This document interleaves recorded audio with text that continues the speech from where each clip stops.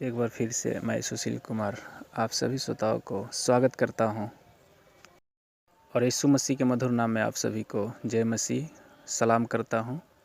आज का मेरा वचन है बाइबल से ही लिया है, जिसमें लिखा है, यीशु मसीह ने कहा, छोटे बच्चों को मेरे पास आने दो, उन्हें मना मत करो, क्योंकि परमेश्वर का राज्य ऐसा ही का है।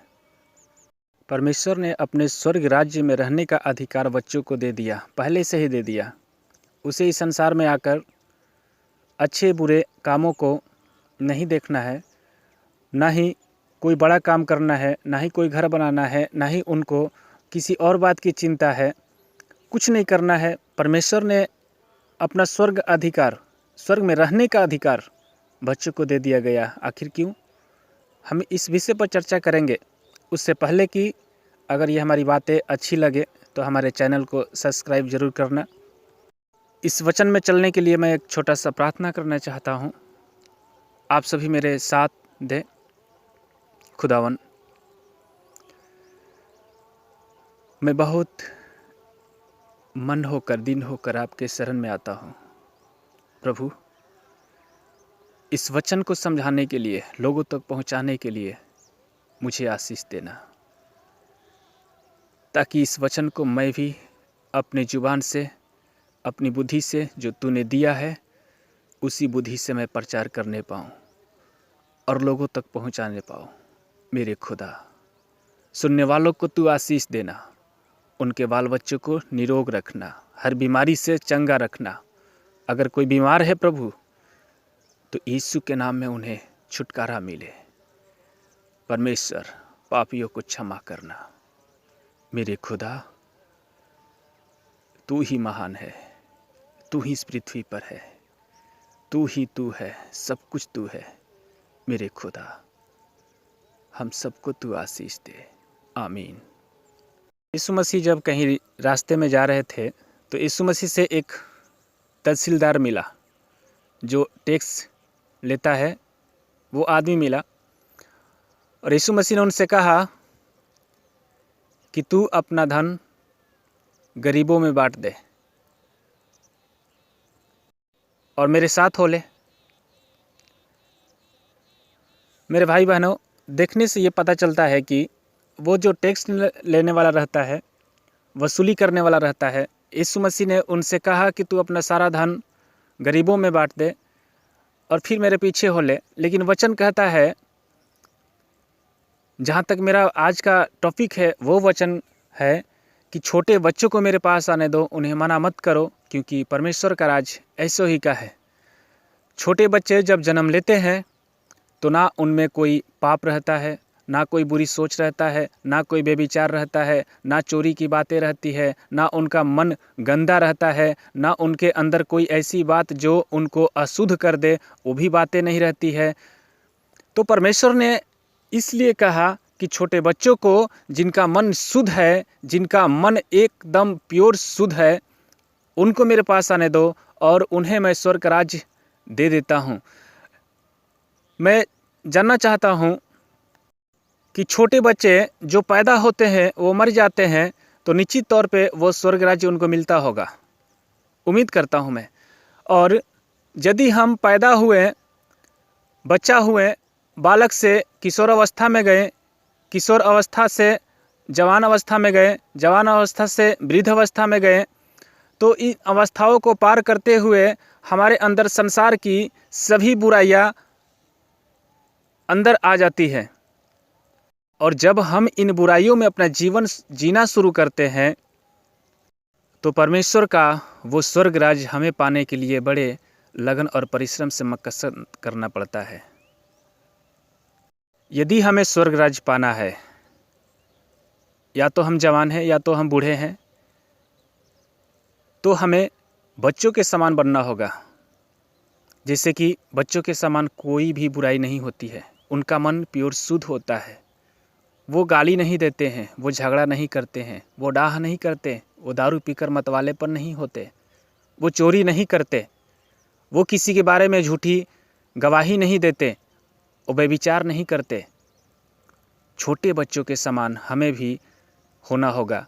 हम ये नहीं कह रहे हैं, यहाँ तक कि यीशु मसीह का वचन ये नहीं कह रहा है कि आप भी छोटे बच्चे हो जाओ, ये नहीं, बल्कि छोटे बच्चे का अंदर जो गुण है, जो प्यूरिफाई है, वो अपने अंदर लाना है उस स्वर्ग राज्य को पाने के लिए। क्योंकि स्वर्ग राज्य मेरे भाई बहनों कोई छोटी सी बात नहीं है।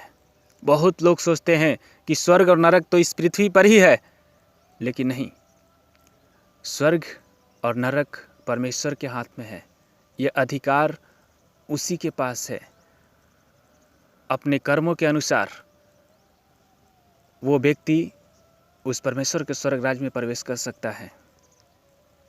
इस पिक्चर में दिखाया गया है कि एक अंधा व्यक्ति जो यीशु मसीह को पुकार कर कहता है, हे दाऊद की संतान मुझ पर दया कर, हे दाऊद की संतान मुझ पर दया कर। लेकिन लोग जो आजू बाजू रहते हैं वो डांट कर कहते हैं कि अबे तू गुरु को क्यों छेड़खानी कर रहा है, क्यों परेशान कर रहा है, चुप हो जा। लेकिन उसने कहता रह गया कि हे दाऊद की संतान मुझ पर दया कर, क्योंकि उससे मालूम था कि वो परमेश्वर जो काम डॉक्टर भी नहीं कर सकता है, वो परमेश्वर जो काम एक वकील भी नहीं कर सकता है, वो परमेश्वर जो एक काम दरोगा, डीएसपी, एसपी नहीं कर सकते हैं, वो परमेश्वर हमारा पल भर में काम कर देगा। यानी कि कोई भी ऐसा असंभव काम जिसको असंभव कहने वाला हर एक मनुष्य इस संसार में हुआ हो, वो उस काम को संभव कर देने वाला वो परमेश्वर है। और मालूम है, यदि कोई दिल से चाहे उस परमेश्वर को बुलाने के लिए, तो परमेश्वर आज भी तैयार है उसके पास जाने के लिए। यदि कोई उसे पुकारे तो परमेश्वर आज भी उसके पास उसकी पुकार को सुनने के लिए तैयार है। यदि कोई परमेश्वर से कहे कि परमेश्वर मेरे पास ये दुख है, तो परमेश्वर आज ही उसके दुखों को सुनने के लिए और दुखों से छुटकारा देने का अधिकार परमेश्वर के पास है। परमेश्वर किसी मनुष्य को दुख में देखना नहीं चाहता है। वो चाहता है कि परमेश्वर मनुष्य कैसे खुश रहे। एक अंधे की चाहत और उसकी परिश्रम, उसका लगन, अंधे को आंखें मिलती है। यीशु मसीह पल भर में उसको आंखें दे देते हैं, वो संसार को देखने लगता है। मेरे प्यारे भाई बहन, यदि हम भी इस संसार में आकर 60 वर्ष या 70 वर्ष जीने की इच्छा रखते हैं, तो ये कोई मामूली बात नहीं है, ये कोई बड़ी बात नहीं है, ये बहुत छोटी बात है, ये कुछ नहीं है। ऐसी ज़िंदगी अगर जीने आए हैं हम यहाँ इस धरती पर, सिर्फ जीने के लिए आए हैं, तो मत जियो। जीने से कोई फ़ायदा नहीं, क्योंकि इस पृथ्वी पर जानवर भी ऐसे ही करते हैं, कुत्ते भी ऐसे ही करते हैं, वो जीते हैं। लेकिन हम यहाँ पर सिर्फ जीने नहीं आए हैं, बल्कि उस परमेश्वर के राज्य के बारे में जानने के लिए आए हैं। क्योंकि परमेश्वर का वचन कहता है कि अपने धर्म और राज्य की खोज कर तो इस संसार की सारी वस्तुएं मिल जाएगी। और हमें क्या चाहिए?